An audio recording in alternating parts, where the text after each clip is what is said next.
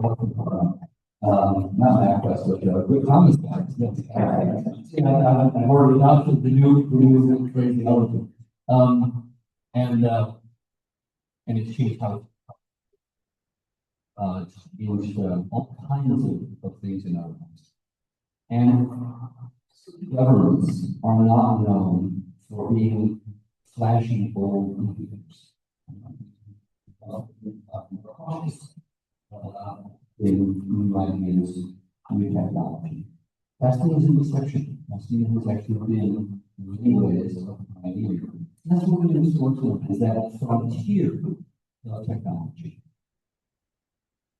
How do we make your lives better, richer?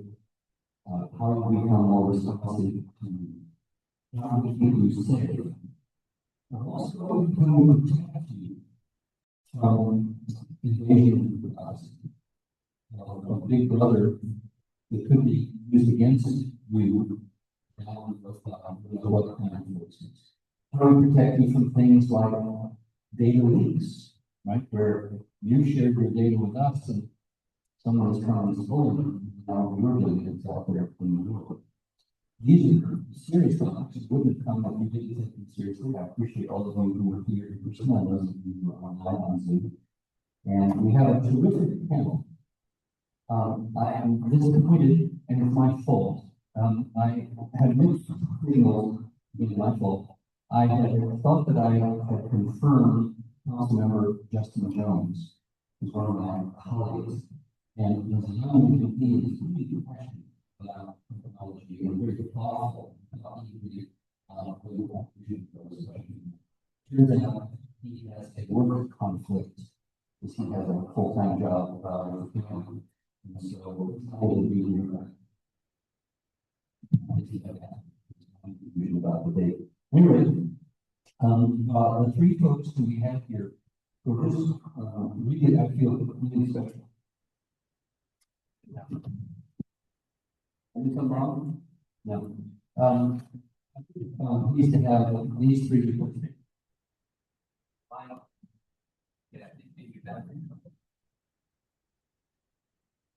Such a wide range of perspectives on technology in our city.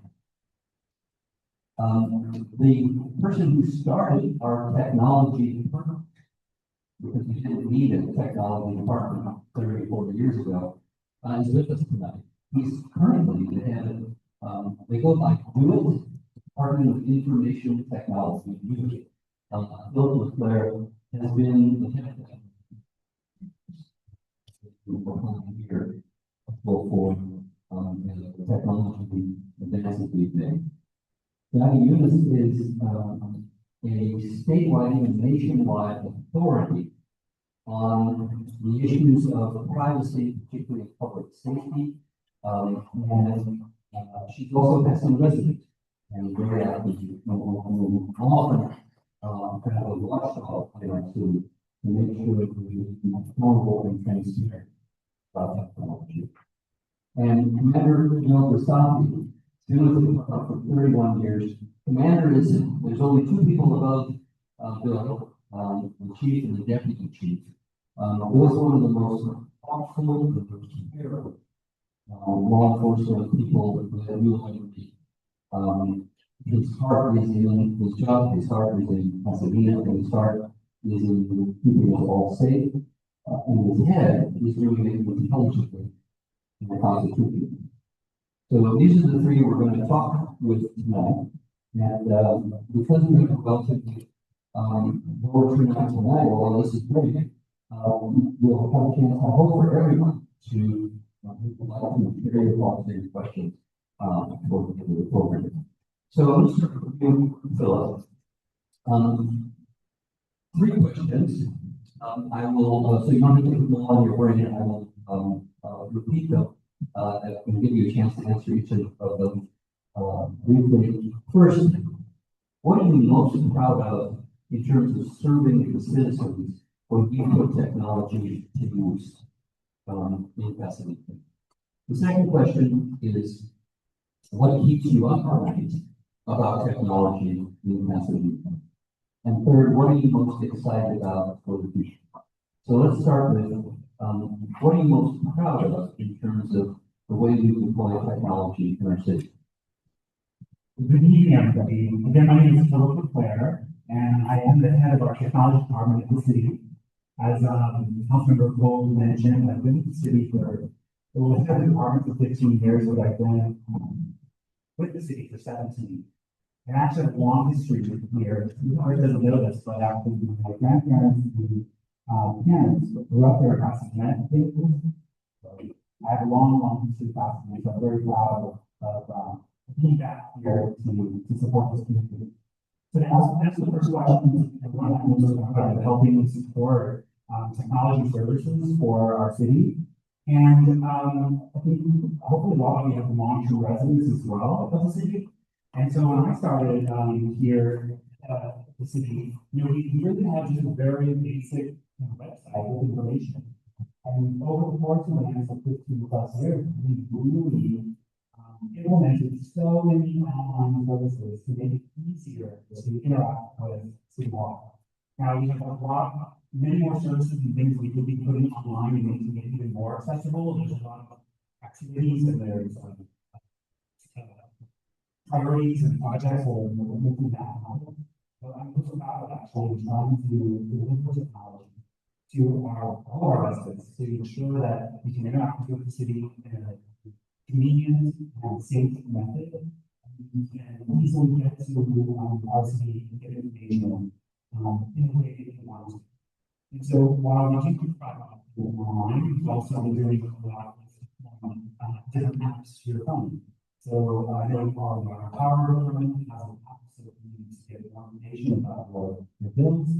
Those things are available. We also have a citizen service, our service center app, which is a CSC app, which you can report anything to the city, whether it's a pothole, a tree branch down, whether there's providing different things or ask questions. I think I'm also proud of the 311 center in all the city, the 744-7311 number. I was behind, and a group of us behind actually setting up that service and deploying that. Those are some things that I'm excited about delivering, and what I'm excited about now is we're embarking on a lot of new things that are trying to really enhance those services even more, make it more accessible to particularly different parts of our community that may have different languages or may have some impairments that make it more difficult to use some of our technologies. And we're also very proud of all the different things we've done to try to be as transparent as possible with our data and information. And there's a lot of resources available that continually come up online to make things as transparent and open for the entire community. How many have used our citizen service app? The website or the app, yeah. And how many have called the not very many. So because you didn't know it, or because the online was easy?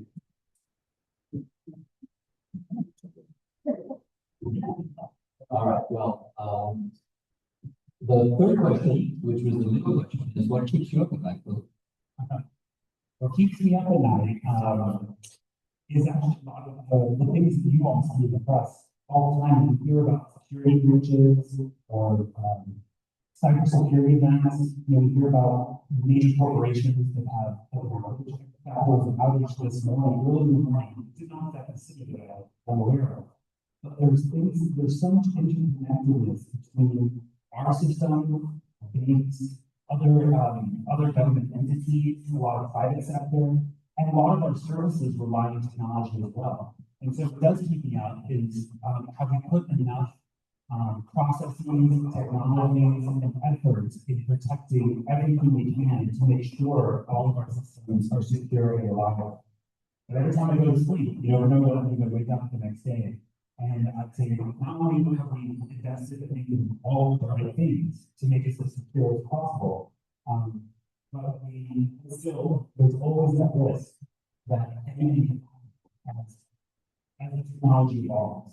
And so that does mean that because, I know other cities, other counties, other states around the country, have security incidents, which really impacted, organizations and impact the community, and we do not want that to occur here in Pasadena. So that's mean that. Yanni, what keeps you up at night?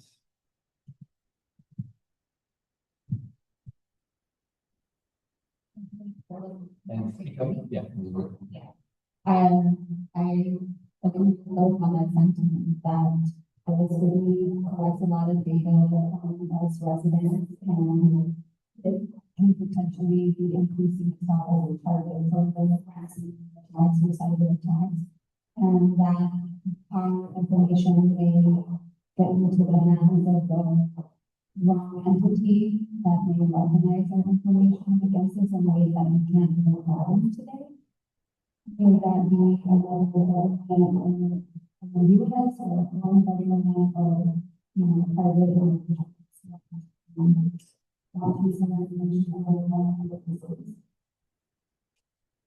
Bill, Pasadena police have been, I'm going to use this word, I want to use the word aggressive in the sense of,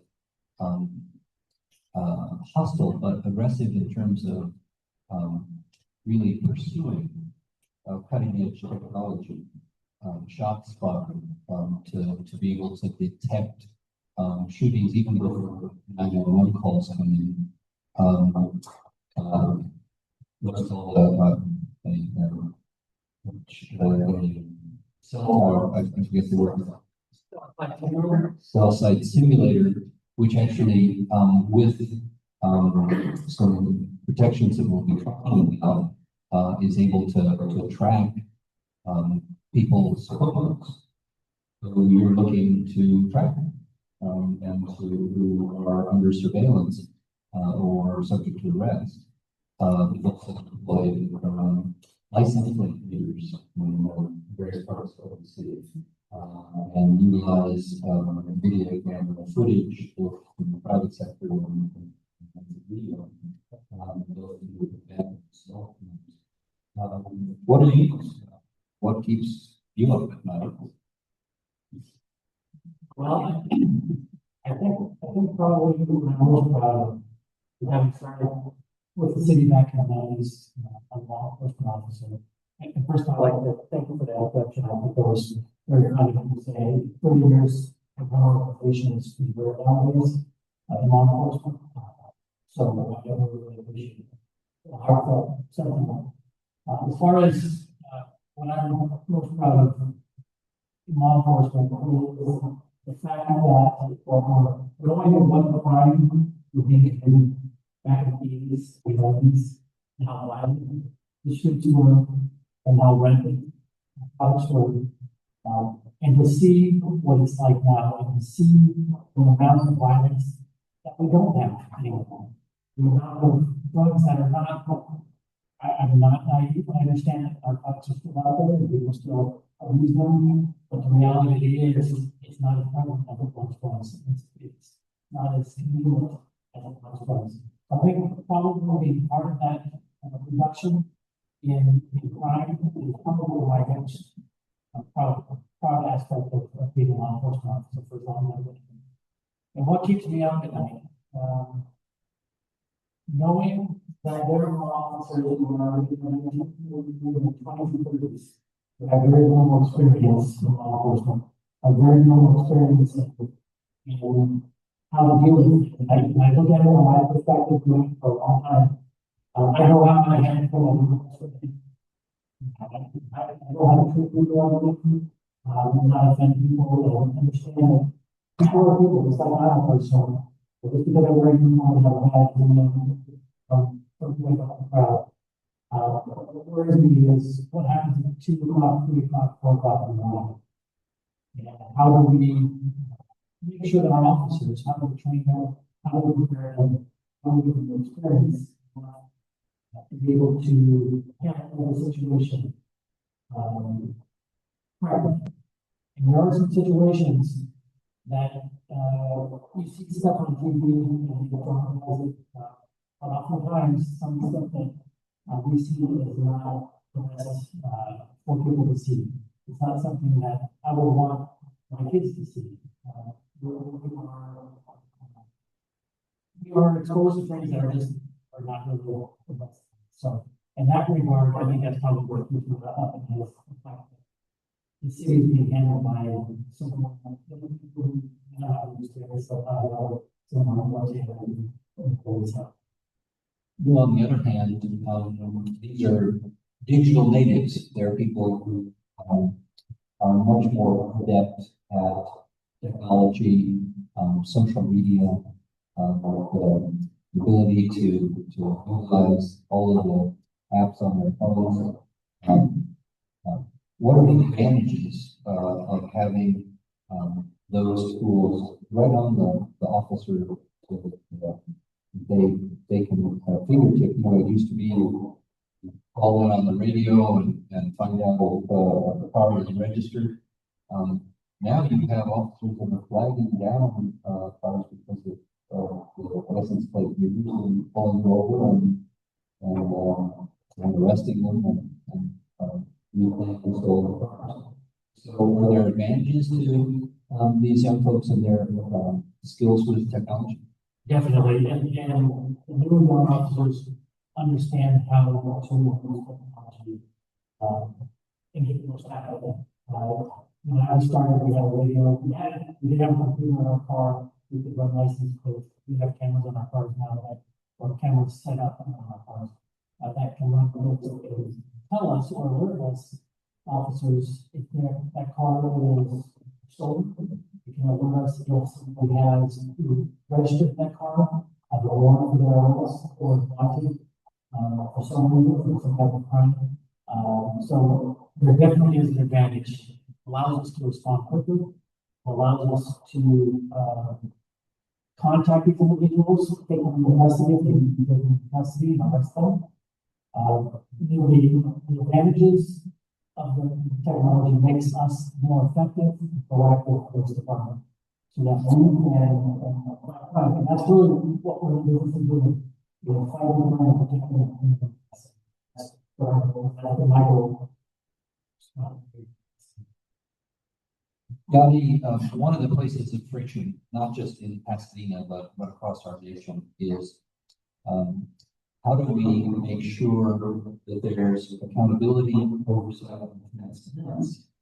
The law enforcement, we provide them with not just pistols, now significant military equipment.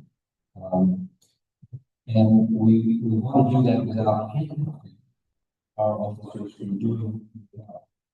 How has Pasadena, from your perspective, navigated that balance so that we neither unleash forces that could go out of control, nor do we stifle the ability of our officers to deal with our cases? Yeah, I think that you touched on what's really important, which is trying to strike a balance, and it's going to be a responsibility on everyone, the public, being aware of what government is doing and being interested in how law enforcement is delivering public safety, with politicians deciding what, being part of that conversation, deciding what public safety looks like, and there isn't any one solution. Really, it varies like from municipality to municipality, and the needs in Pasadena are different from that in Los Angeles, or other cities across the nation.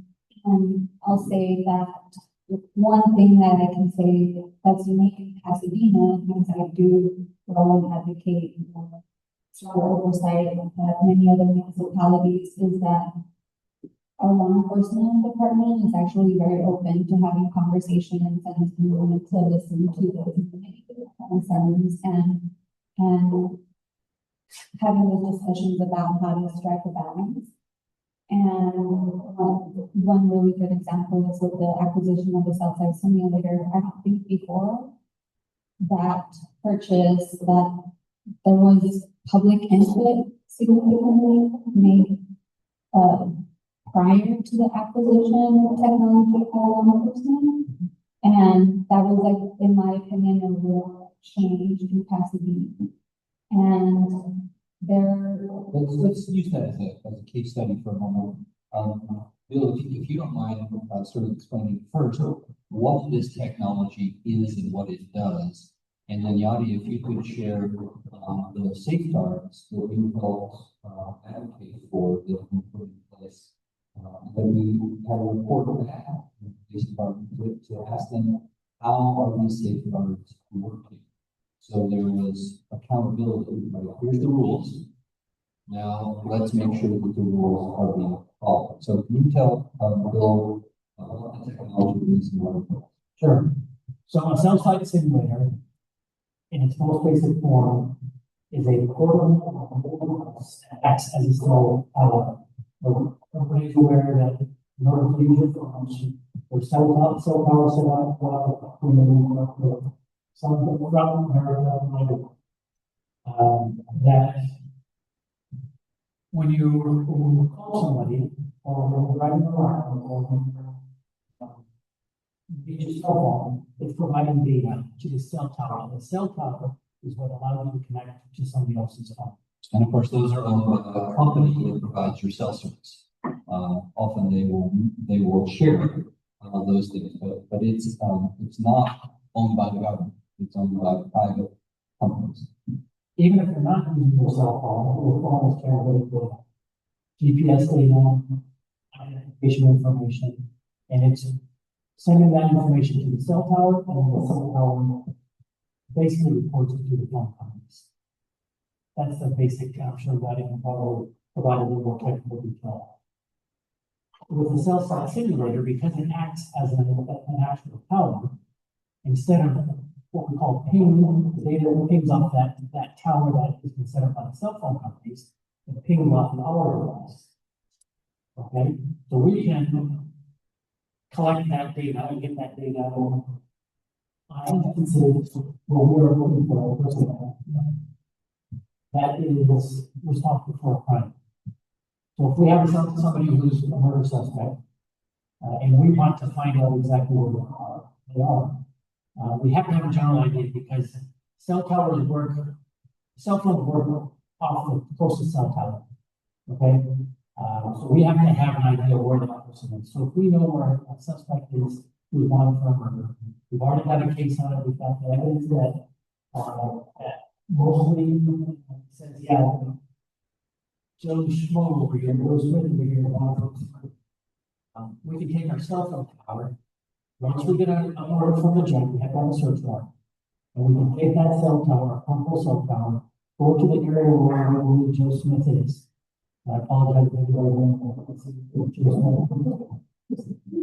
We can take our portable cell tower, and that phone, Joey's phone, will start pinging off our cell tower, the closest tower, instead of the company ones. And we can now narrow down who that person is.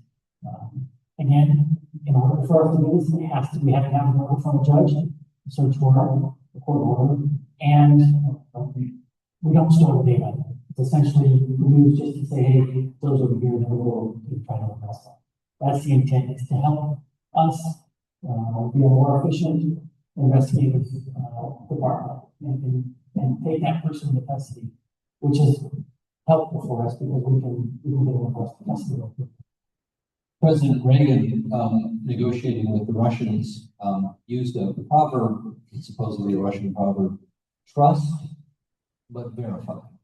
And so even if we have trust in our local police, not everyone does, verification is to make sure that when they're intercepting data, that they're not intercepting data of people who are not suspects, you and me and our neighbors, and that they're not storing that data in case, just in case sometime later on, they want to come back and say, let's go back and we didn't have that person as suspect then, but now we have the suspect, and so now we'd like to dig into that. And I appreciate you saying that. It's only the phone that we're looking for. We're not looking for that phone. We're looking tracking that phone that is wanted for whatever criminal activity we're requesting. And so Yadi, you were active in raising this issue because when people read about a cell site simulator, who knows what that is and who knows what it can do. We get reports as a council member. My packet every week is this thick that I get on Thursday night, and by Monday night I've got to read it and yellowed out the things I want to ask questions about. I try to pick my battles. Right? I'm not going to question everything. I would be obnoxious, and my colleagues would get tired of me very quickly. So some of those questions I handle off the dais, but I wasn't familiar with what's a cell site simulator. And so having a citizen advocate who is well informed and knowledgeable about this is part of what makes our government work. And so Yadi brought this to the attention of the council. And if you could share your role in helping build that verification that ensures trust. Yeah, so just like you were talking about picking your battles, I decided to focus on government transparency, but specifically with law enforcement, not because I wanted to pick on our police, but because the technology that they use has the biggest potential for having a detrimental effect on citizens if misused. And with this site simulator specifically, we'll start with our police department had been using this technology for almost a decade, but had been borrowing it from other agencies. And so a couple of years ago, Pasadena Police wanted to buy their own cell site simulator. I had actually pulled a public record request on the use of the cell site simulator, and the response from the police department was that there were no records because they've never used one, they didn't have one in their possession, and so they had nothing to share. And so when the acquisition for cell site simulator came up, and police shared they had been using one for almost a decade. So that conflicts with the information that I had gotten directly from the police department. And what Commander Razapi, when he explained on how they searched for Joe Smith, if Joe Smith is in the room, the cell site simulator isn't just picking up the signal of Joe Smith's phone, it's picking up the signal of everybody's phone in this room. And so that means that for that moment in time, the police department and whoever they're working with on that case can see everyone that's in the room. And so fortunately, I was able to leverage a piece of legislation, California legislation that protects that information. And so I was able to bring that to council and share a very important fact, which is that law enforcement has to have a use policy prior to the acquisition of the cell site simulator.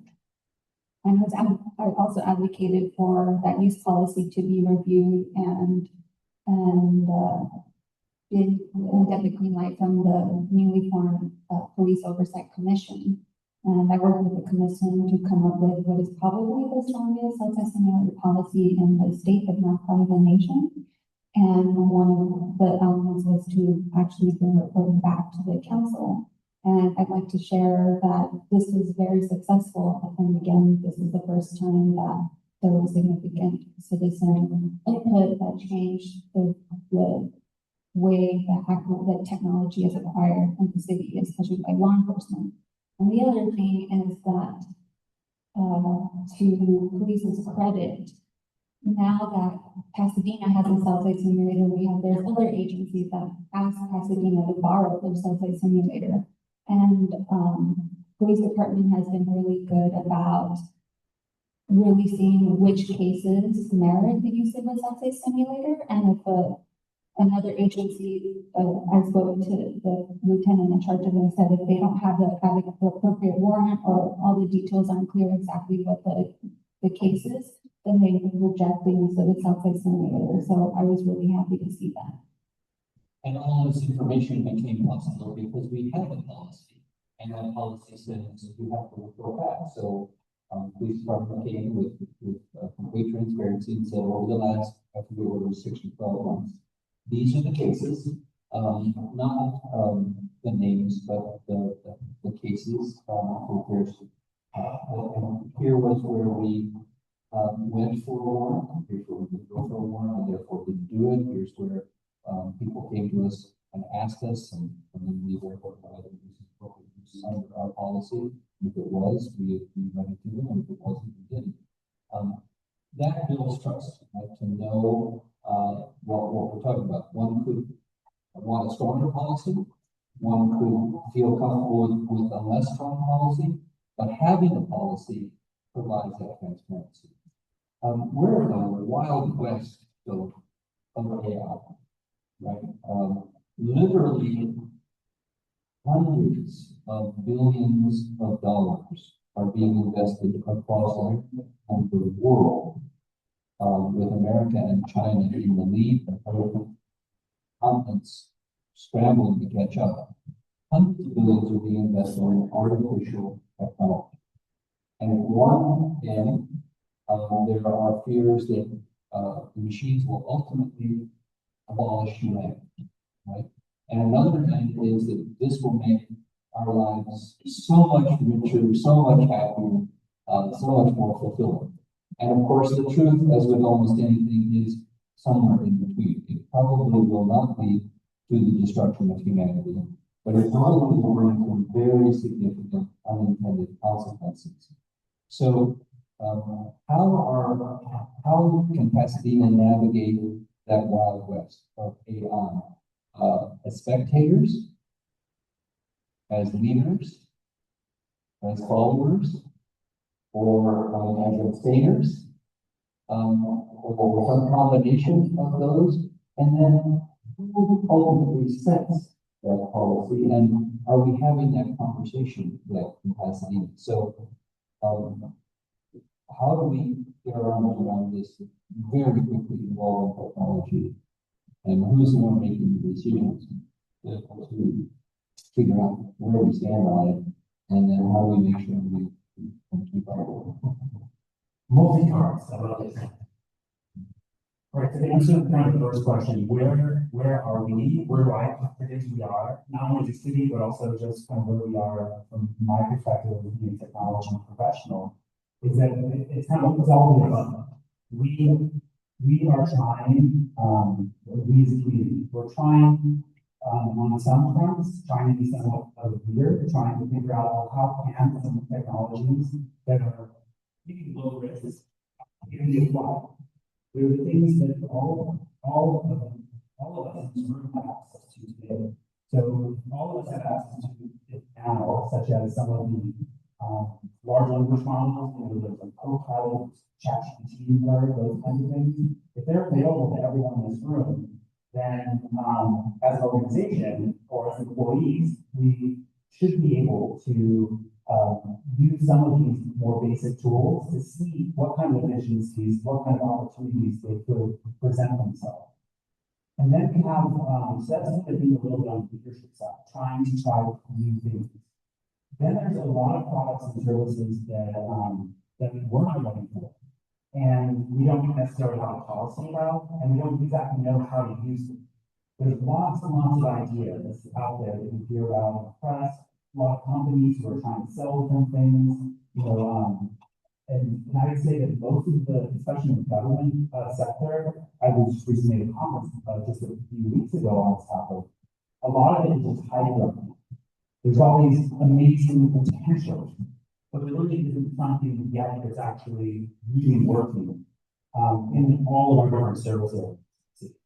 And so in that case, we'll be lagging behind. We're waiting for vendors, whether it's in public safety, whether it's in our health department, whether it's in our libraries, whether it's it's in our financial and municipal services. There's so many different services in the city that we can be in different tracks in different places. So that's where there are some things we are still trying with. There's things that we're waiting for vendor partners to come up with solutions. And then there's some things that we don't even know what's really on the frontier. These are the big ideas that may or may not come to fruition. But I will agree, and I think we all can see that you just look at the last just 2 years that AI has really taken over so much of our conversations about what's coming and what's here. So that's sort of the frontier. And then it comes to the point about how do we engage, who makes decisions, and what we should do. First and foremost is that this community is the one who ultimately needs to weigh in on some of these bigger decisions. And of course, in the city council and advocacy about how we deal with some of the policies and guidelines around how we adopt and use AI. And we're not that far away from having to have a lot more of those discussions. And the reason why we haven't had them just yet is because so far, all we've been doing mostly internally has been two things. One is there are some products that have been purchased and there's only just a couple of them, which you would consider to be somewhat, there are some AI components to them, and those have gone through policy discussions. I think we did talk about Shopify, for instance. There is an AI component of that as part of the service, but that's been maybe not exactly AI, but what that service does and how it works and how it's used, those policy levels. And then there's products which we don't have yet when we tested. We don't know how we need to address them. And another thing is that a lot of discussion around AI, especially in terms of policies, is supposed to influence the philosophy of how we're going to use information. What information are we going to allow an AI service? What information about the public? Is it private? How transparent is it? Who's using it and when under what circumstances? Especially in the public safety arena, those things have not really come up yet because those technologies are not unique. And there are very few examples of organizations like government entities, specifically local government, from the side of passing using some of those services today. But I believe there are some pilots of things that will be coming soon around the corner. And we're going to have these discussions about public safety, CPOC group, with our advocates. I had an experience recently that kind of highlighted this issue. I typed in the search box. I forget what the question was. I wasn't looking for an AI answer. I was looking for a source. And of course, Google gave me AI. And it actually was a surprisingly complete and thoughtful answer that quoted Mayor Michael Gordo. Those of you know that Mayor is Victor Gordo. That's kind of funny, but if AI is used in our law enforcement and we go and arrest Michael Gordo instead of Victor Gordo, then we have a problem. And so I just typed in Google, how can American cities regulate artificial intelligence for the public good? And it's a surprisingly thoughtful answer. Oops, I want this. Let's see. Check the source. Let's see. While he's looking for that, oh, go One more thing I want to mention is we could for sure dive into so many degrees, but the one thing I want to leave all of you with, because this is more about right now, I don't have even really examples, which I think refer to other people doing this, but AI right now, how we're using things is about trying to, as a tool, think of like using a computer as a tool, or using email. When first email came out as a tool, or a cell phone, we're using it as a tool that allows us to communicate differently and better. I think and so how we're starting these things now is really just a tool to help consolidate information, maybe help us with research, maybe it's trying to summarize things. You can hear that it's not always correct. But the AI we're talking about that needs a lot more policy, a lot more discussion, transparency, community input, is when AI starts making decisions. And right now, there is no AI tool set that's being used in our city, and I don't even know that many like local government that I've interacted with who are, I would say, more leaders and frontiers right now. Nobody's using it to make a decision. And if people are starting to use it as a tool to help them make a decision, the point is that there's still a human in the loop to actually review the output from the AIs and then decide whether that decision is something that really move forward with.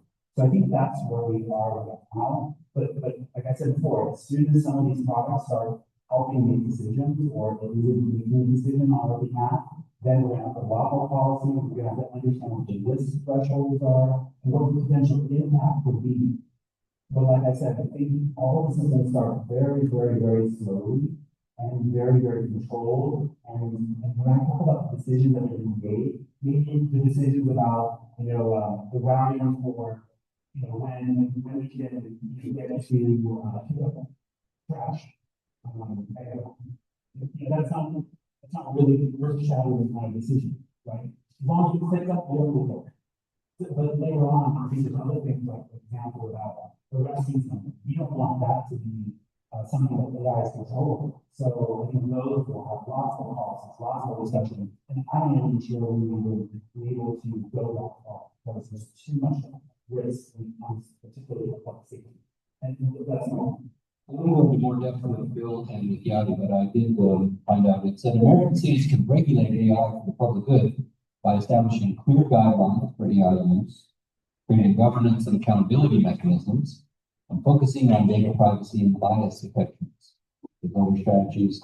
And then it has a set of bullet points, develop clear policies and guidelines, ensure oversight and accountability, spells all that out. But we get that at the bottom, and it's what we're doing tonight. It says engage stakeholders and build capacity, consult experts and the public, seek input from ethicists, researchers, and the public to create well-informed and effective policies, and invest in education to support initiatives that educate both city staff and the public about AI, its benefits, and its risks. Of course, we have 20,000 citizens in District 2, and not all of you are in District 2 tonight. So the 50 people we have in the audience and online is a very small percentage of our community. So obviously we will need to expand this discussion, and that's where Bill and Yadi, Bill, want to follow? Yeah. Okay, well, yeah, one of the ways I want to also bring is when we create libraries, we create a library commission. For our parks and our recreational programs, we have a parks and recreation commission. They are made up of volunteer citizens who become well versed in those topics. They hold public meetings, they hold public discussions, they advise the city council. And after the deaths of George Floyd and locally Anthony McLean, we set up that kind of a forum for our police department. We don't really have that for technology, and maybe that's not the right mechanism. Maybe a commission is old-fashioned for something that's quickly moving this technology, but sharing your thoughts about how we get our arms around AI. What are your thoughts about how we can create a structure as well as the content of our policies on AI? Being people punch, but today I was going to suggest that we here at the table work together to think of what that looks like if it's not a commission, some type of body or system at the city for engaging discussions from relevant stakeholders about what it looks like to implement and deploy technologies and what that looks like in the future. And I'll share this. Sounds like a great job for my colleague, Mr. Jones, so I will I'll include him in my story. Yeah, so, part of my day work is doing policy at the state level. And I'm gonna share one bill that I worked on, which was actually to establish a pilot for an autonomous firefighting helicopter. And so the state was ready to write a $15 million check just from the budget to give a private military company the opportunity to test out their autonomous helicopter. And I will say that I worked with the state legislature I was basically the key architect in developing what a pilot would look like. So the government is at different levels looking at incorporating AI. And there is a mandate as an executive order by the government to incorporate AI into government. And, you know, the government is in the business of delivering services to the public, and technology should definitely be leveraged to do that. And I think that having this conversation even now, at the meeting stage, is very important, and will shape the conversation of like where we want to go in the future. Incorporate AI into city services. Bill, So I want to go back to something that Philip said, regarding AI and I'll call it the human element of AI. In law enforcement, from a law enforcement perspective, just because we have technology that said X, Y, and Z, whatever that is, Joe Smith was responsible for this crime. And we have technology, or we have data that suggests that Joe Smith is not a crime. That's not sufficient. That doesn't pass the muster. We can't take that to court and get an arrest. We have to have our human element of verification. We have to exhaust every way possible to say, is it possible that Joe Smith did not do this crime? And if we don't, as the detective doing our investigation, do that, we're not doing our due diligence. So we have a responsibility to verify all the information. Just because AI or technology, facial recognition says that's Joe Smith in that picture, we can't just take that for granted. We can't take that for gospel. We have to make sure that we verify in fact the information that the technology is giving us is 100% accurate before we make an arrest.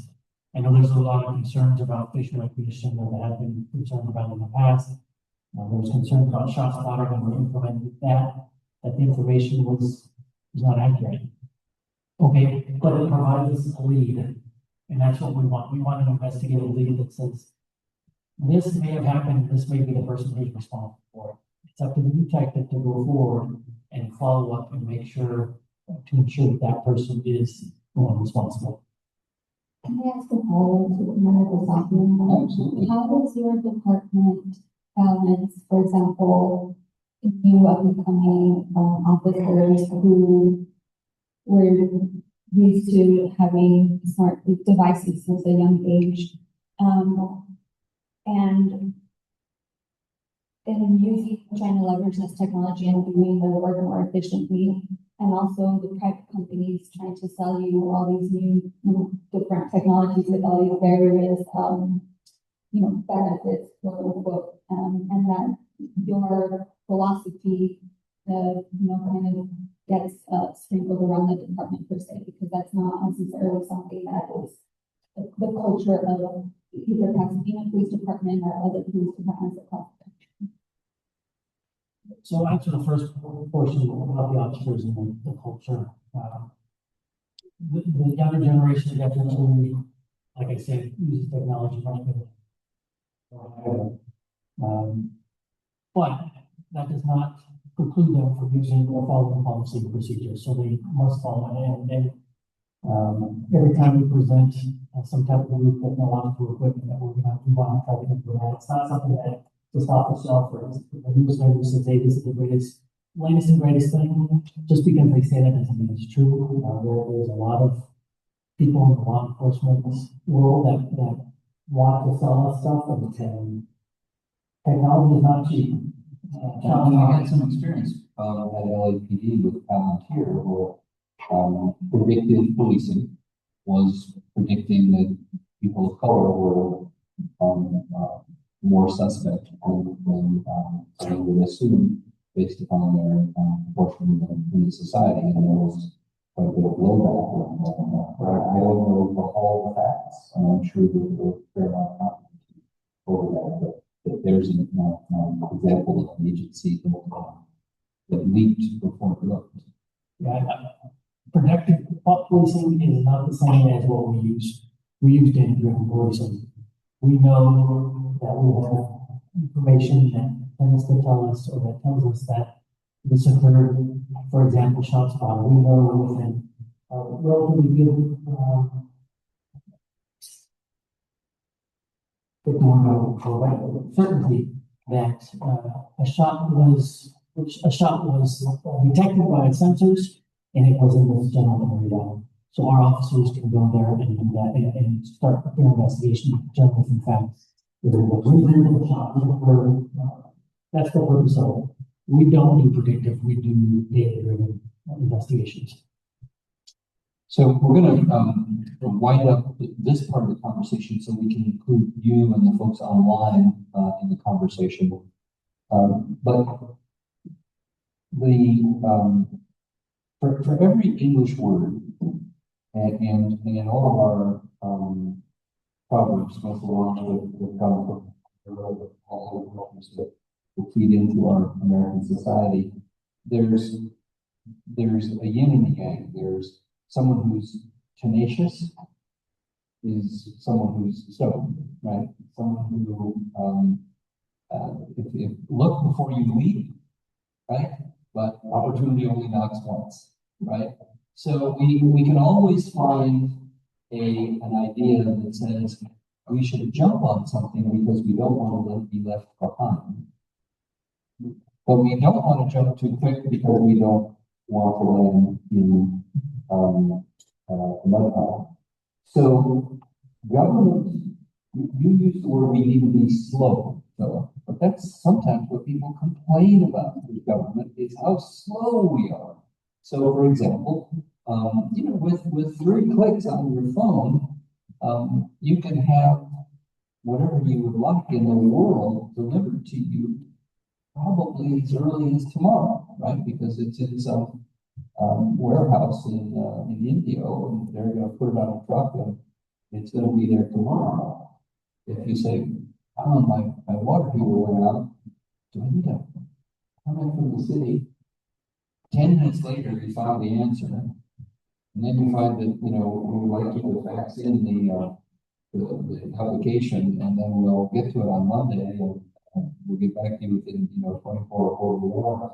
So how do we balance not having government be slow, cumbersome, and inefficient compared to the rest, with wanting to provide our citizens a level of comfort that we're not leaping into the great unknown and going around our face or jeopardize that?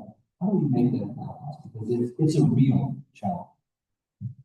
That's a good one, actually. Well, the philosophy that our department, who does have most of the big technology initiatives, we partner with a lot of our departments who are the front end business lines. The philosophy is very, very, very calculated when it comes to how we edge driven. We're not an organization that wants to be the forefront of the use of technology the way they see some other cities, counties, and states want to be. And there's a reason for that. One is that government traditionally isn't the best at adopting something brand new. We may all have a great idea. Why can't we just buy this and turn it on? But in reality, there's a whole change process behind it.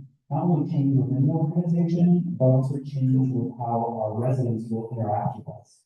And so we don't have very many opportunities to try and fail very well in our organization in Pasadena. And so what we do is we usually we're not far behind. We are maybe a step or 2 behind the leader in a particular brand new technology. Because we want them to explore with vendors, with partners, and other people, and tease out what the challenges could be and what the risks profile would be. And we rather wait and see how that occurs first. So I would say more than general, the majority of the technology we're implementing across the city, you'll find that or whatever we're really pushing for, we're probably leaders in Southern California, in some areas, but we're not the first ones to jump on board. And we do that as our own innovation. And then the other part of it too is that we realize that we don't want to go out to compete. And being somewhat a little nimble to try out the very, very low risk things, like I mentioned, we are with influence of ChatGPT, like all of us are in our pilot labs, we're trying to think about how we can use those tool sets to help supplement the services and how we deliver our services across the city. But that's very low risk, something that everyone else is doing. But at a certain point in time, when that becomes a bigger stage, we're spending a lot more time and resources in something. That's when the policy discussion, that's when the community gets involved, that's when we really want to invest and accelerate even further because we've seen actually good results. And I'd just like to add to that, I agree 100% with everything you're saying, but I think we also have to, take into consideration the public funds. And we have a fiscal responsibility to spend these funds responsibly. If we don't, if we take the risk and it fails, then it's not good at all, and we're responsible. So that's very much a part of the decision-making process. And also with that there isn't a platform to set up pilots and experiments and fail in the government sector, whereas in the private sector, you build a tech company and that's literally all you're doing is you're testing and you're failing until you figure it out. And there's still, open space in terms of there's a lack of regulations. There are regulations no more now.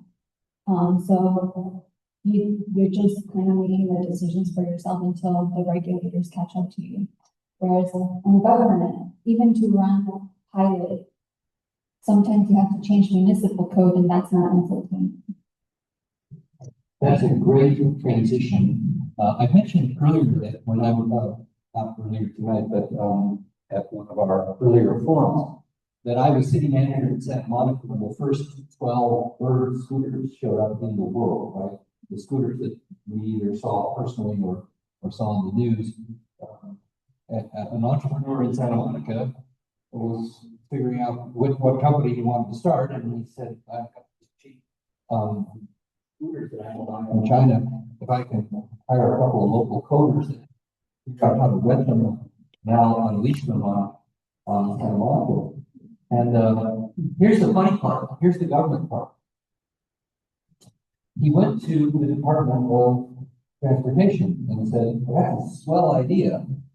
And I've written up an idea. And what do you think? And I said, give us what you think and we'll get back to you in a few weeks. And he said, well, to himself, in a few weeks, somebody else is going to have this idea and I'm not going to be a billionaire. So he said, well, I'll forget the bureaucrats. I'll go right to the top. I'll go to the mayor. So how did he reach out to the mayor? On LinkedIn. And our mayor never checks his LinkedIn. So he never saw. So he actually tried to contact the government, and the government was basically closed to him. So the third time, he says, okay, well, I'm just going to do this, but I better get some kind of license. So he went to the finance department to get a business license. And they said, well, we don't have a license for renting scooters.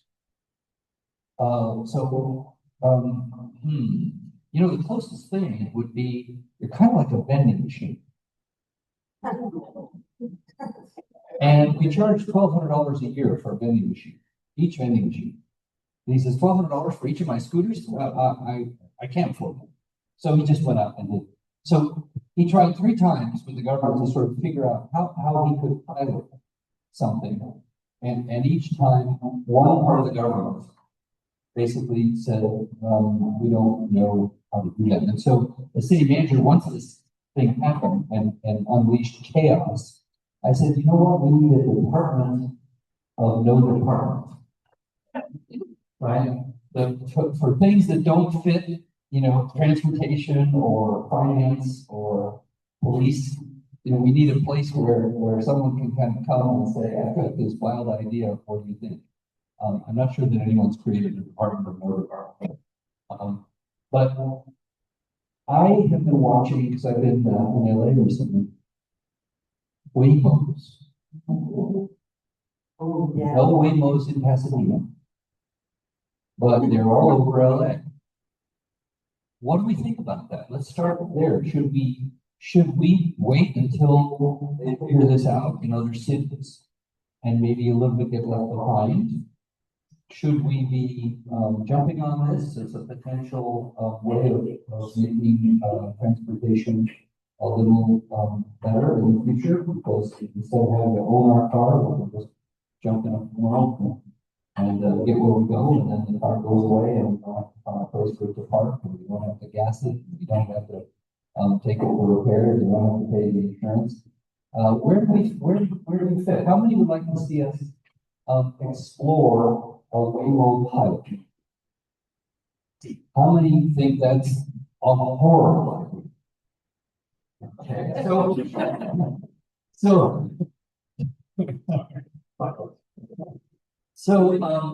so again, part of the question is, how do we resolve these discussions? Where do we have these discussions? And we don't have a place for it. We don't have a department of no department. We don't have a place for talking about should we be doing Waymo. Yes, we have a transportation department, right? But they're worried about the existing transportation network, and they're not really necessarily thinking about the future. By the way, here I'm going to turn to you. We're scheduled, and I've been skeptic of this, and I've been pretty outspoken about this. I'm a big supporter of public transit, but our staff is asking us to invest over the next few years $150 million in our buses. You know, those blue mark buses that what we see, those are Pasadena buses, those are city buses, those are not metro buses, those are not foothill transit. And the city is losing its lease on where we fix them and gas them in natural gas now. And so we needed to have another place. So instead of leasing, we're going to buy. So then we have to buy, we already bought it with grant money, by the way. And then we've got to build a place for storing our buses. And the staff is recommending we use hydrogen, which I'm against. And that's going to cost $10 million to install the hydrogen. And then we got to buy a bunch of hydrogen fuel buses, which start out with $35 million for, I forget how many we're buying. So the total is about $150 million. Maybe Waymo is a better answer than 40-foot hydrogen buses. I don't know the answer to that, but that's sort of one of these many technology questions. So what are your questions? What are your thoughts? What's keeping you up at night? And what are the things that you find useful? And where are your frustrations with how we're using technology to pass in that? You experience glitches or the things we can improve. So who'd like to start? Sure, go ahead. The information that AI has, how do they get that information? So AI, so like a ChatGPT or Copilot or Gemini, those are easily commercially accessible large language models for those chatbots. All that information is pulled from the internet. From the internet itself. So everything that you can do a search for or find yourself is being all pulled into a large language model, it's called, which then allows you to ask questions and do or use the information however you want. Has that information and then make the information become AI? I'm so. No, it's not a person. What it is, and this, to give you an example of how this works, some of the companies have actually been found liable and had to pay for, because now hundreds of thousands of books are online, and this large language model has combed those books and used that information to provide answers. So it has in its database all of the information. And so it's a machine learning is basically, it's not thinking the way you and I think. It's looking for patterns. So you ask a question and it's going to give you an answer based upon literally millions of sources that are aggregated, and then there are rules written as to how to then frame that's scooping up millions of words, and then it's going to answer that. And it's kind of a miracle. Sounds like a supercomputer. It is, for computers, plural, yes. How well did I do that? Yeah, I can't allocate it. Here, look. I'm gonna mute the microphone so it goes on some of the consent. The most useful, I'm gonna say something and ask a question. The most useful explanation of the tutor on ChatGPT that I ever heard was the mock the most likely answer, not most accurate. So if you think about it that way, the model is trained to be more likely answer. It's not always an accurate answer. So 400 years ago, if you asked what shape the world is, it would tell you it was flat. And the question I have is about safeguarding our, and especially somebody else's question, safeguarding, Pasadena residents' data from, federal government. For example, the federal law enforcement wants to, use our data to go after folks. Is there, are there any sort of rules in place to protect it? Amanda, you want to that one? Yes, well, there's a couple things. We'll talk specifically about ALPR. ALPR, we have the option of turning on and off the ability to share information with outside agencies or federal agencies. We do not share, we have essentially switch off, that says no, but we do not share. Nor do we get involved in any type of immigration enforcement. We don't have the jurisdiction to do that, we don't have the ability to do that.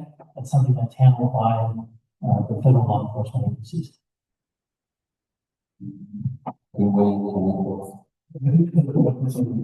Yeah, it's really, I think that the question's probably drawn much more into the public safety function, but otherwise there's no real personal information that I have to provide to federal sources. What was the acronym again? ALPR, that's automatic license plate readers.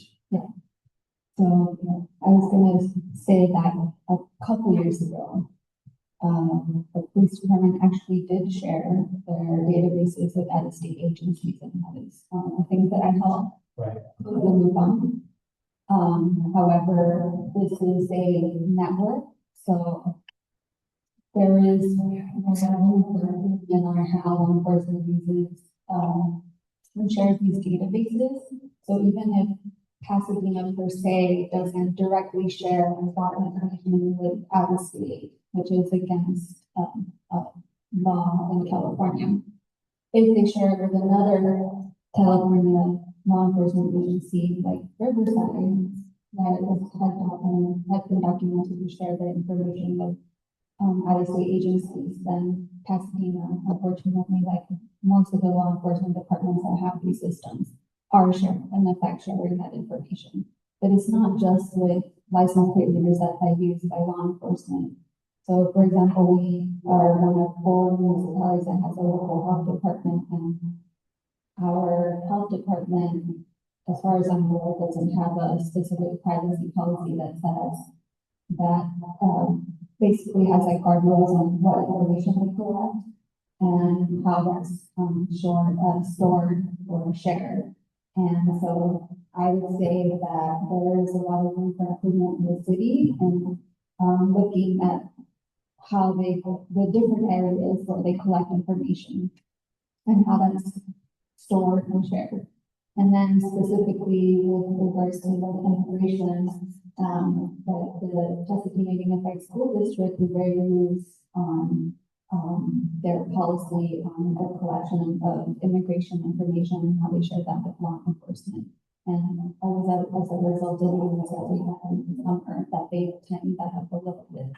And there was a bill that was signed into law recently, SB 805 by our state senator Perez, that other municipalities have taken to provide transparency over integration actions locally, and then also, to help work on just basically creating like more guardrails with, the release of information. First of all, the collection of that kind of personal information and then the release of that information to, other, government agencies within the state and outside the state. So there is more that can be done. We just want to go on planning, just around, public health department. So all health services from public health are covered by health rules, and which does not allow any patient information to be, available or transmitted to any other entity without the patient's, knowledge and confirmation that they can share that with, say, a doctor or a health professional. And all information that is shared, and it was not shared, it may be used for research purposes, is all anonymized. And so it is all protected, not shared. That's HIPAA is the health privacy protection. Other comments, questions? Yes.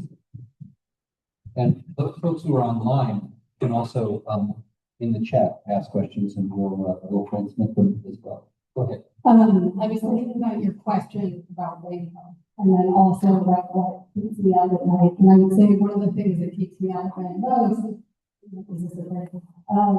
the continued concentration of wealth and power into a few hands.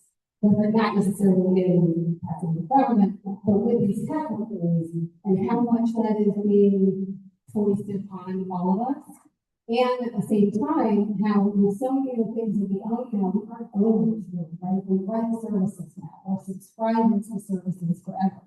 People don't have a right to repair, items that they don't need, big ticket items like tractors, hundreds of thousands of dollars.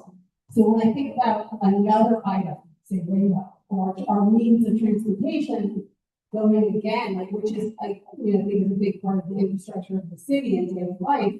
We're giving them more and more control, whether that's our data, whether that's our services, whether that's our property. And I think that measure of control, that dynamic, not only who has the data, but who we rely on to provide us those services, because they can change the terms of those services at any time. We've even done that, drop and stuff. Some of those providers. And I think that concentration of power is something that I see a lot of nodding heads, and I think it's we as a society, I think are grappling with that. One of the things that I really appreciate about the career I've spent in public service, particularly in my service in Pasadena, is while we may not be on the bleeding edge, Pasadena has often been a leader, and often been a leader in issues where people were at first uncomfortable. I remember when I was first on the council, one of the hard votes that I took in the first couple of years was voting to ban smoking in restaurants, because Pasadena was the first in California. And the argument of many of my constituents is that's not the government's business. If I want to smoke, I should be allowed to smoke. If I want to smoke in a restaurant or a bar, it's not the government's business.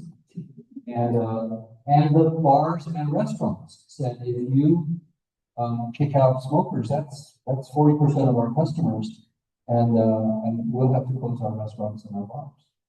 So I fought long and hard about casting that vote. We had evidence that it wasn't just the people who were smoking that were damaging their health; it was the secondhand smoke. So I cast the vote out for a decisive vote. With a 4-3 vote, we passed the law. And then within a couple of weeks, Los Angeles passed the law. A couple of weeks more, Berlin passed the law. And then within a year, California passed the law. And now if you lit up a cigarette in a restaurant, they turn a fire hose on. They get the fire, the fire department would spray you. So Pasadena can address some of those issues, and maybe be a model. But it's a challenge to figure out, should we intervene? And if we should, where should we intervene and how? Sometimes we have to do it at the local level. You know who the largest, how do I say this? The company that spent, or the force, not just companies because they're organizations, the force that spent the most money in Sacramento last year.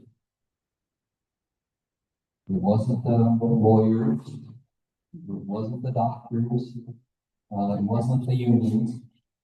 It was a company called Meta, owns Facebook, Instagram, and some other, household names. They spent a huge amount of money because they didn't want regulation. Yeah. Over here.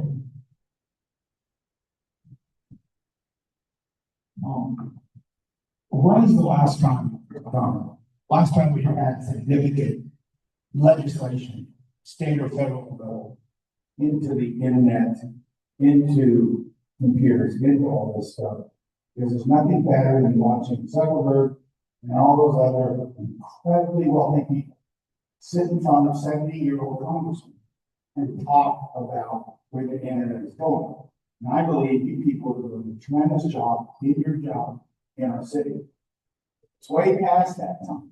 It's way past it because of the wealth, the sheer unadulterated wealth. As Rick has pointed out, legislating in Sacramento, as if Jeff and Mark Zuckerberg need a larger account. And I don't understand how we're ever going to catch up because he can't. Facts. And there were movies in the 60s and 70s that show robots actually marrying women and taking over the world. So it's coming. And they were black and white. Other questions or comments or concerns?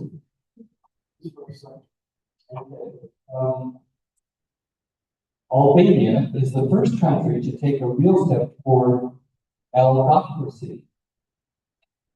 In September, its prime minister announced that all decisions concerning which private suppliers will provide goods and services in Albania's government, over 1 billion annually, will be made by an AI avatar named Yellow. Albania has long suffered from corruption, particularly in this realm. The unbiased, competent, algorithmic Yellow is thought to be the solution.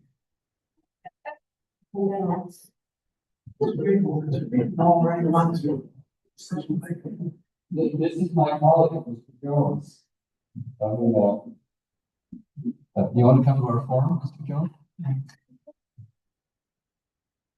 It's on, and I can put you on speaker. Let me ask you, we had a lively discussion about AI, and I know it's a passion of yours.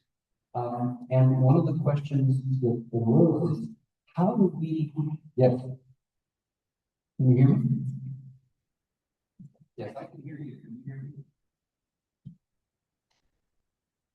Oh, can I hear you? Okay, well. Technology failed us. Oh, yeah, there you go. Right, damn. This is fine, well, that.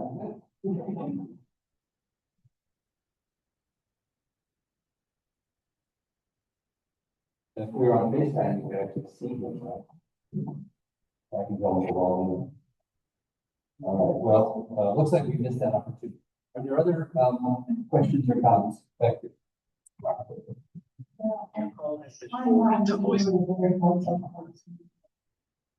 a brother who's done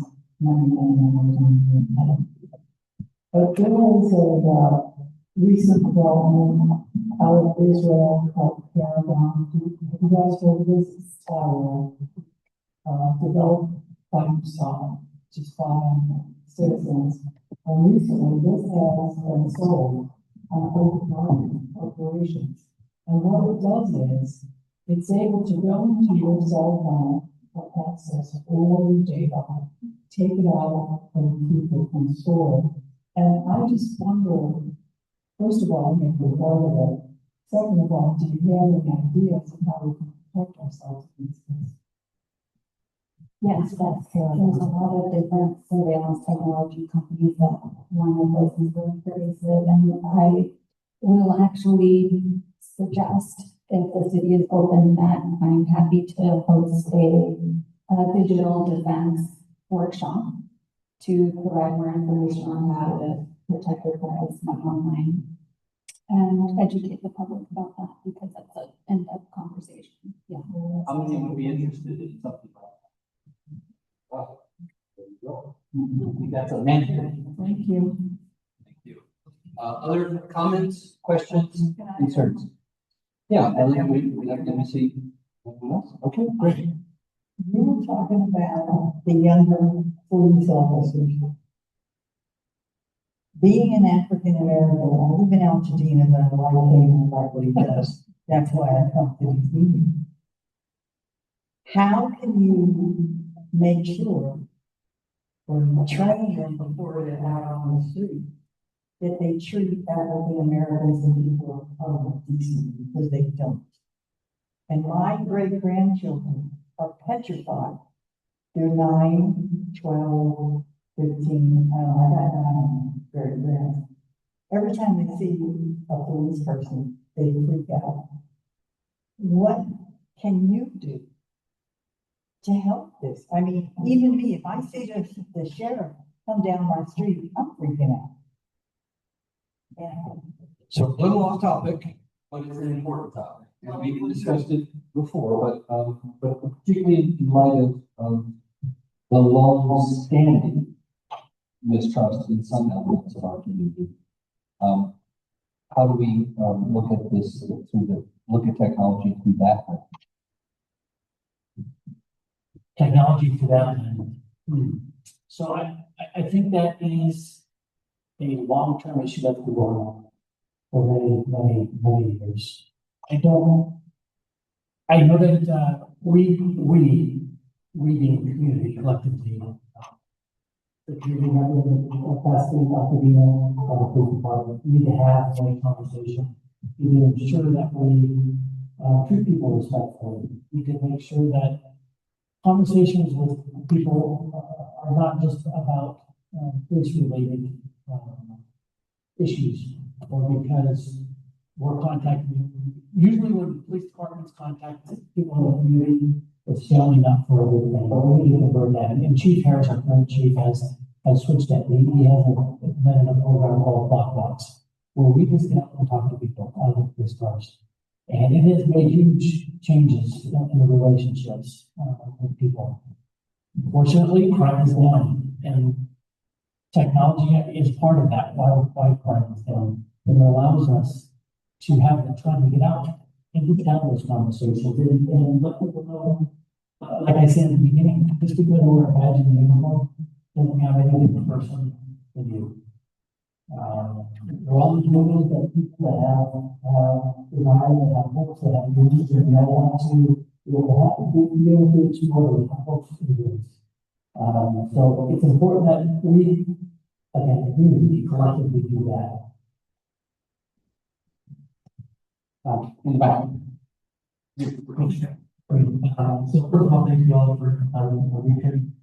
Just on that similar problem, it had to be instructors like policy statements regarding the use of AI and completing assignments, for example. And I'm just curious when it comes to policing, is there a policy or officers allowed to use generative AI to fulfill or write police reports, for example? We know that, there's such thing as discrimination and biases, and a lot of inaccuracies. Are they allowed to use it to write police reports? Not currently, but I know that there is technology out there or programs that allow them to have to a point where they can write a report based on information that was provided or that was captured on the body worn cameras. So there is technology out there, but we're not there yet. We're not going to be able to do about some such programs. But I wouldn't be surprised if we move into manual hands. As long as we verify that information, as long as we do some type of review, then it may be a beneficial tool for us to help us become a more efficient and effective police department. So there is at least one program in Microsoft called Copilot that LAPD actually is using. So they just purchased a bunch of licenses to pilot that to help them write their reports. And to give you a little bit of comfort, there is actually a bill that passed this year at the state level to provide some guardrails and a human in the loop, on one-person use of AI, in particular with the use of writing, generating tools. So I'm gonna, ask each of our panelists, I have a question. To kind of sum up and, give us something to think about this week. As we leave. This has been a compelling conversation for me. I am particularly struck by how much, interest there is in the larger question of how technology is affecting our lives and thinking about that and how best to grapple with that. Again, my colleague, Mr. Jones, is deeply passionate about these issues, and it seems like maybe a place to start would be for a group of citizens, perhaps co-chaired by Mr. Jones and someone else, to begin to hold discussions, to begin to explore these topics, to begin to make sure that this topic isn't just disappearing. I also, I think there's some good ideas we'll all take from your comments and from our discussion tonight.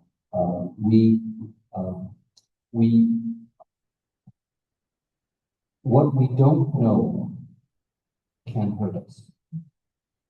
And we don't know a lot about how technology is creeping into our lives. We have some suspicions, some people are deeply paranoid, right? But it does seem like if we're looking for a new drain pipe, suddenly drain pipe ads show up on our phones. And we didn't even do a search, we just maybe talked about it, and it is Siri listening to us. And so I joke sometimes that Amazon knows when we flush the toilet, and then sends us an ad of toilet paper. So we need to not only be worried about our government and its use of technology, but the way in which technology is now ubiquitous, and have some public guardrails, not only around the public use of technology, but technology in general. And maybe Pasadena can be a pioneer here, but these are serious issues, important issues, and I really appreciate all who can participate online and in person. So the question I want to close with to the panel is, what should the citizens here and online, their neighbors, be thinking about in terms of ways to engage? The purpose of these forums is not just to educate and inform. The purpose is to engage and activate you as citizens. We're coming up on our 250th birthday, and we're the largest and longest lasting experiment in self-government in human history. We are far from perfect, but we are the most ambitious and bold experiment in people running their own lives. For the 100,000 years of human existence, mostly we've been governed by chiefs and priests and generals and kings and oligarchs.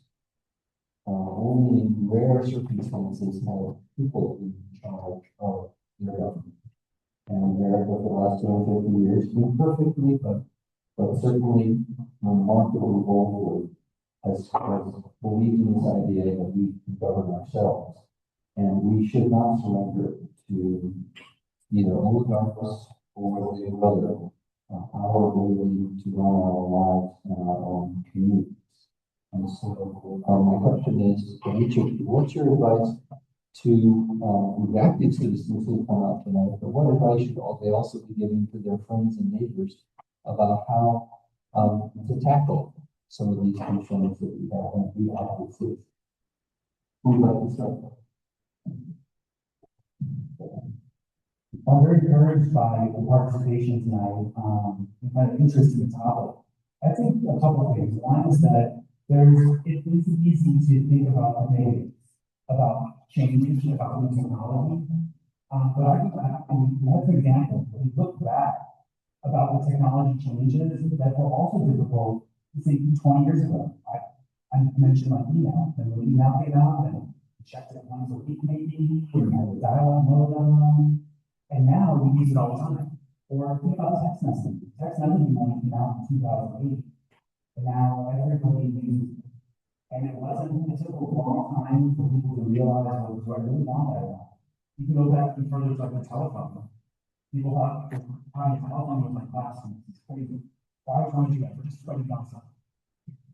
So there's so many conveniences that come with technology, and sometimes we don't really understand what those are going to be or what's going to land until some time passes. So in one element, we don't completely shut off or kind of scare about what's coming, because while there are some difficult things that consequences that come with anything relating to technology, there's also a lot of benefits that can help improve all of us. So, and how you can engage is, a lot of times, we hear usually from the city, a lot of problems that, you're asking us to solve, or something that's been wrong in the community.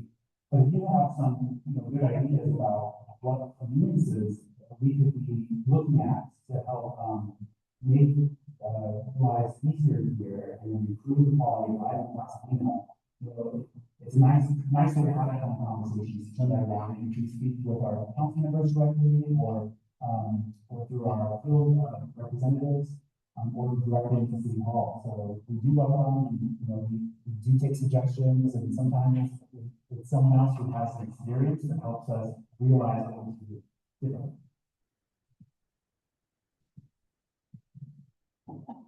So I think by the amount of participation here, all of us here understand and have a pretty good idea that technology is with us. It's not leaving us anytime soon.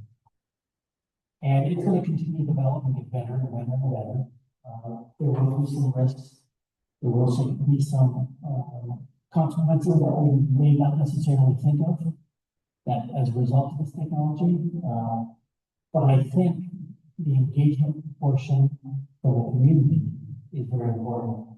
From a law enforcement perspective, we have the Community Police Oversight Commission, the board members are here tonight. We regularly have very robust conversations about technology, the implementation of technology and policy. I think it's important that community members get involved with groups such as the Oversight Commission, so that you can have some input. You can have a good understanding of what's going on. They do a phenomenal job of dissecting the police department. That is their job, and that's what they do, and they're doing a good job. So I think it's important that community members get involved with that and participate with the meetings, participate with council contact, with the oversight personnel, and they're all willing to listen, they're all willing to bring any concerns that community members have with the oversight commission, and ensure that it will be brought to us as a police department. Our goal, what we want to do is we want to protect the community. We'll do what we have to do that, but we also understand that there's a balance. We have to have guidelines. I am not a big proponent of Big Brother at all. But I think that there's a lot of tools out there, a lot of technology out there that allow us to be effective and efficient. But I also understand, we understand in the police department that there's some rules that we put out, for example, from exceeding or violating type of personnel policy issues. I think that the public engagement is very important, and two things are particularly important. One is giving your feedback, ask questions. So, the people that work at city government that, they're partner with us. It's really important that they hear from us, like, what are questions, in particular the use of technology, and then give feedback. Technology is something that is a critical component of government, but it's in the background. We don't always see how it's operating in the forefront. So I think it's really helpful for city staff to hear what is useful and what we want to see. And so, for example, I'll share that in Pasadena, not many other cities our size actually implement use technology even for open government as much as Pasadena does. So we're really lucky. We allow public participation remotely for our city council and our commissions, and that today we have people participating in Zoom. That's not available in, every other city, so we shouldn't take that for granted, and that really is props to, the staff here that made it happen, and it works really, really well. And to say what is important to you, so, I advocate for privacy because privacy is the core tenet of, our civil rights and civil liberties. And one of the elements that goes into that discussion is kind of pitting public safety and privacy against each other. And I think that, it takes on, it's a part of everyone's responsibility to think through how to incorporate technology in a way that is thoughtful and that doesn't disregard our privacy in the name of like public safety, for example, or just for the sake of using technology. So, I'm gonna thank the panel in a moment, but I began talking about homelessness, about my experience on Saturday night.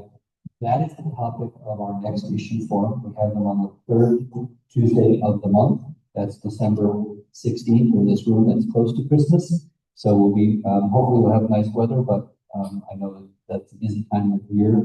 But again, it will be available not only in person, but online. And we'll be talking about this issue, which is one of the reasons that I ran for council. Also, I'm coming up on 1 year in office. Thank you very much.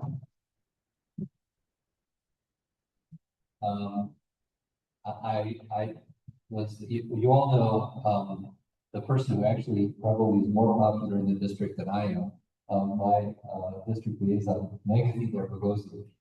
And I was talking to her, having coffee with her. We are often at Lavender Honey, and I said to her, I give myself about a C+ on the first year in terms of tangible achievements, things that we actually accomplished, that we got done. Part of it is because we had the fires, and that was a huge blow for our community, and we had to focus a lot on that emergency. Part of it is that we had the ice raids, and that sent a chill of terror throughout our community. We had to react to that. But part of it is the government is slow, and part of it is one out of 8. But one of the things that I accomplished this year, my buddy, she said, "Oh, boss, you've done so much better than that." I said, "Well, I give myself an A+ in terms of engagement. I think we're doing well on that, and I want to continue to improve on that, so that we can get more tangible." But one thing I accomplished is, if you wanted to go on the city's website and send an email, if you wanted to there was an item on the agenda, or maybe just something you cared about, you wanted to send it to all the council and the mayor, you had to go individually to each council webpage and then write to that person. You could do it online, but you couldn't do it to all of us. And now, because of Mr. Leclerc and I think it's Public Works that runs something, but anyway, now you can check off all of our council, or just your council, or just the mayor, or just the ones you like on the council, or just the ones who don't like on the council, whatever choice. But now you have that. You didn't have that before. I advocated for that, and we got that change. Last thing is Pasadena is a remarkable city. We are actually lucky to live here. And one of the reasons, our mayor talks about us being the center of the university, JPL and Caltech and, planetary science. But he says the reason we're the center of the universe is not the Rose Bowl or the Rose Parade or Caltech, it's the people of Pasadena. There's all of you who come out of the way and cool down. And then we have leaders like this. We have someone who's served the city for 15 years and created not one, but 2 different departments. He created the information technology department. And then when we had to set up from scratch, a rent department after the order said we need to have, a rent board. He was assigned, he volunteered and said, I'll create that department from scratch because I've done it before. And so he's the only person in past city history who's created two different departments. That are very helpful. Yeah, that is, is practically every city council meeting and, police oversight board meeting, advocating, speaking out, asking questions, and then not just speaking out, but also cooperating and collaborating, to actually get things done. And then, as I said at the beginning, we have, folks in law enforcement of the caliber of Bill Versace, who deeply embody the values of a Pasadena that is fair. Do we measure up to those values every day? We do. Do we strive for them every day? We do. And that's what makes Pasadena the center of the universe. So thank you. Let's thank our panel.